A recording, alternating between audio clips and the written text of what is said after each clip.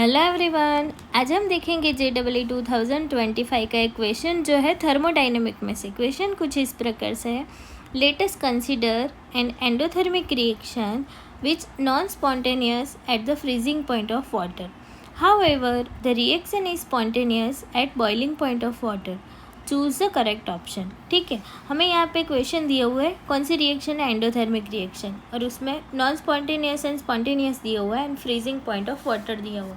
तब ये जो सॉल्यूशन है उसमें हमें 4 ऑप्शन दिए हुए, उसमें से कौन सा ऑप्शन करेक्ट आएगा वो हम देखते हैं सॉल्यूशन में।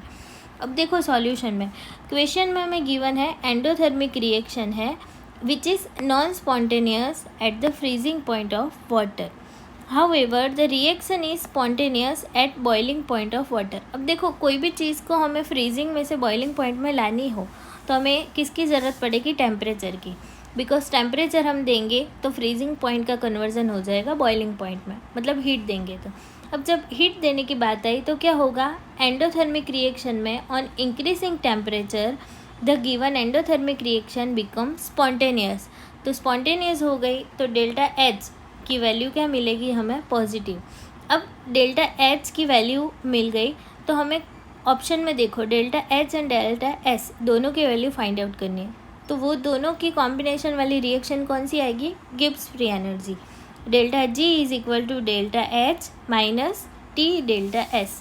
अब हमें फाइंड आउट करनी है डेल्टा एस की वैल्यू। तो डेल्टा एस की वैल्यू फाइंड आउट करने के लिए हमें क्या पता होना चाहिए, डेल्टा जी की वैल्यू पता होना चाहिए। तो सबसे पहले क्या होगा, ये जो रिएक्शन है वो कैसी है, स्पॉन्टेनियस रिएक्शन है। तो स्पॉन्टेनियस रिएक्शन है, इसकी वजह से हमें डेल्टा जी की वैल्यू क्या मिलेगी, delta G less than zero. अब जब हम डेल्टा जी की वैल्यू लेस देन मिल गई तो अब हमें डेल्टा एस की वैल्यू फाइंड आउट करनी है।